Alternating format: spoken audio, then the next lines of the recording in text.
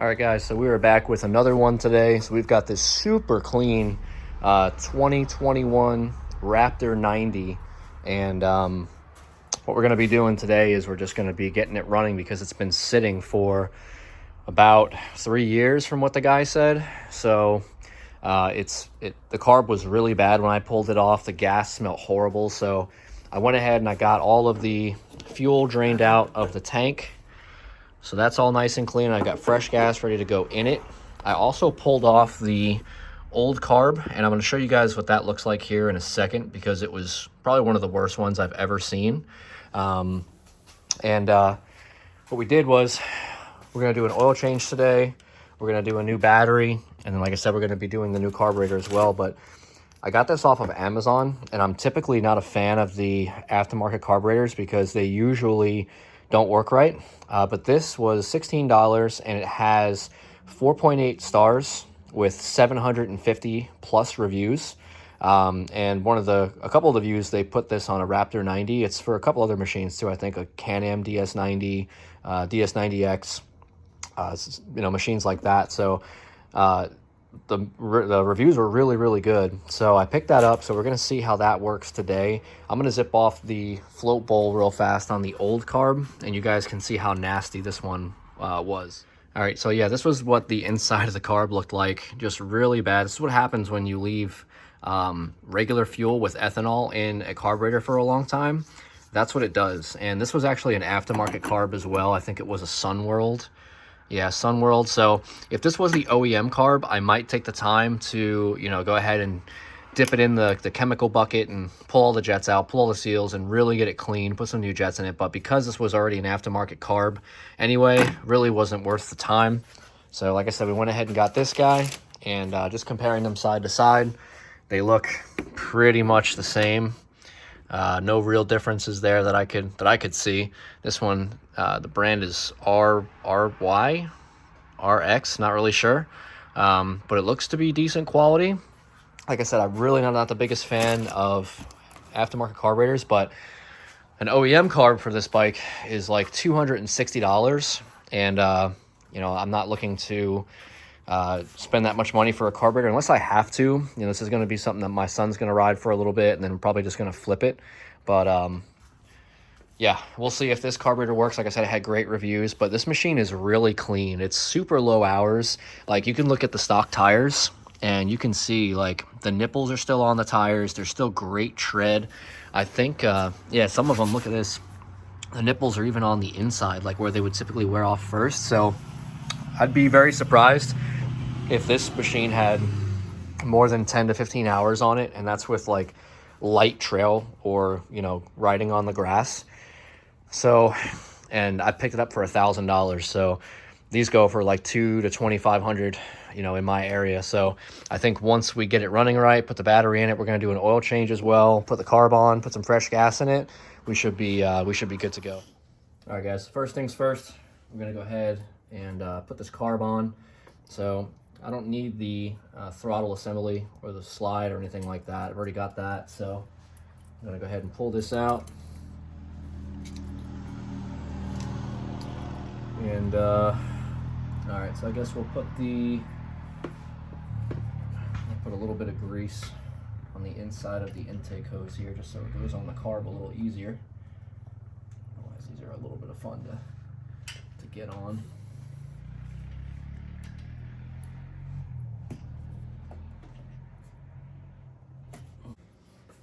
You know what? Let's almost forgot. It's gonna be way easier to put this choke cable on. I do this first while I have this out. So I'm gonna go ahead and put this choke cable on first. This way I'm not trying to do it with the carb in the machine. This just wraps in here, around. This is just gonna hold on to it. Got the choke assembly on. So now we can go ahead and try to slide intake boot on. All right, there she goes. All right, so we got that on. Let's get that out of the way. Got the fuel line. Put that on. I got to put the clamp down. Got the screws here. I'll use those. I'm gonna get this tightened down. I got the throttle assembly on, so that's good to go. Just gotta put the clamp on the fuel line there, tighten up the clamp for the intake boot, and then we'll put some gas in this thing and see what happens. Alrighty guys, so I got everything hooked back up, everything is tightened up, the fuel line is on. I blew through that filter to make sure it was clear. It's clear, so everything is tightened down, fuel line's on. I'm gonna add some fuel to it. I'm gonna put a new battery in it and see if she'll fire up. Alright guys, so we've got fresh gas in the tank, new battery is in. I'm gonna turn the fuel on here in a second. I'm gonna see if it starts. I don't want to run it for too long because this oil has been in there for a couple years. It has oil in it, it's just dark, so, but it'll probably be good to get some of that oil circulating anyway. This way, when I dump it, all the crap that could be in the oil can be, can come out as well. So I'm gonna start it now, turn the fuel on, and we'll see what happens. So fingers crossed. Hopefully we get lucky and we don't even have to adjust this thing. It just starts up. Just want to make sure that the carb doesn't leak any gas. We got the fuel on. Let's see, make sure it doesn't leak. So far so good. I think it would have been leaking by now. Alright, well, hopefully we got some gas in the carb. Let's turn it on and see what happens. Got a neutral light. No choke. Okay,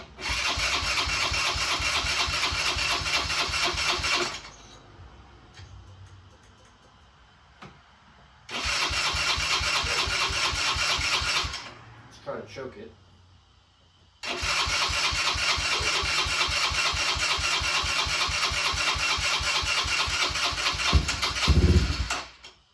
Okay, it's a good sign.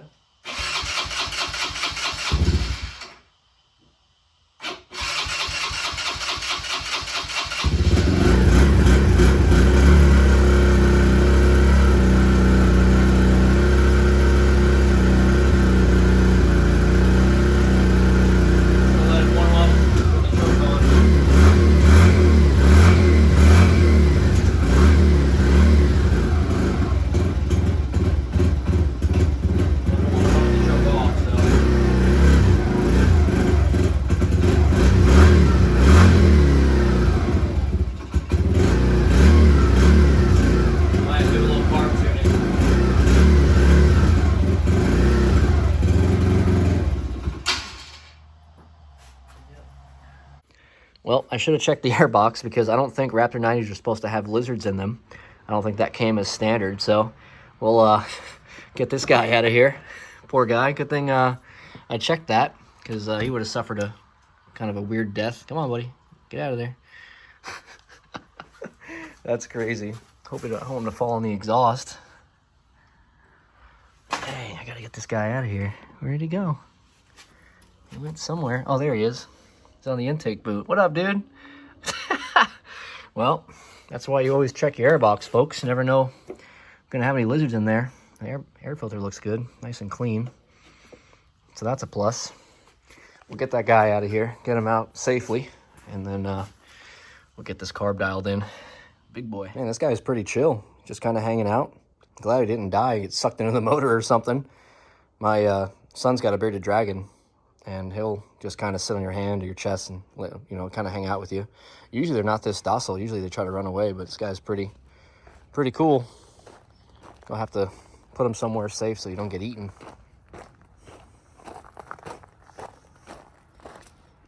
Put him on the fence.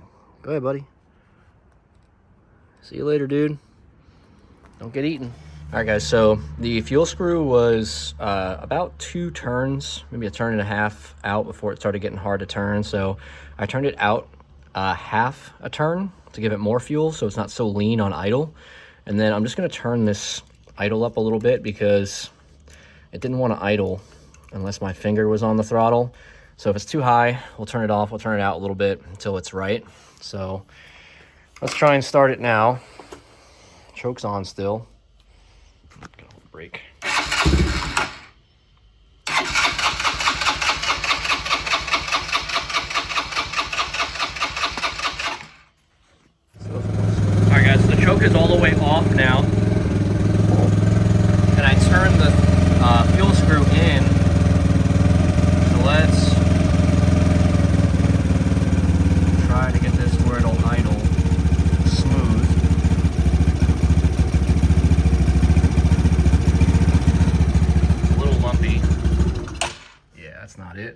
let's keep playing with it. All right, guys, so I found out what the issue is. I went to pull the needle out to see if I could adjust it. And this is the needle that was in the carb.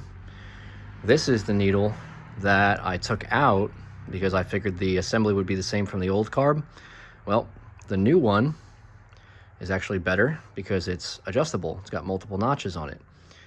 This one is shorter and is not adjustable. So that's the reason why we're having some running issues. I got to swap the slide's the same, but the needle is not. I'm going to throw this correct needle in there and see how she runs. All right, so let's try this again with the correct needle.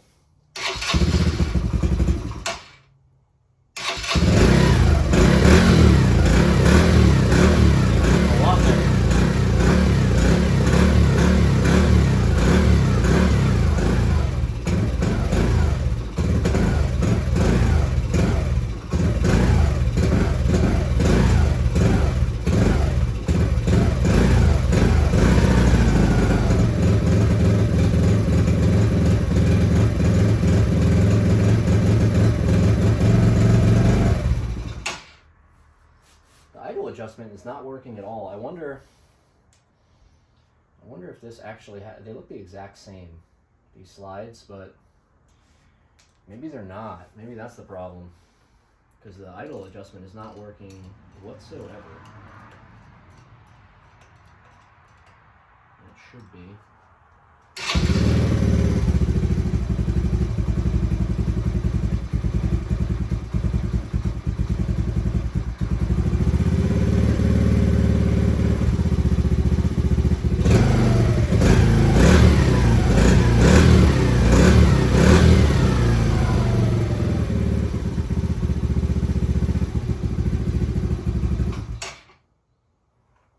Still not right. The idle doesn't want to adjust at all for whatever reason.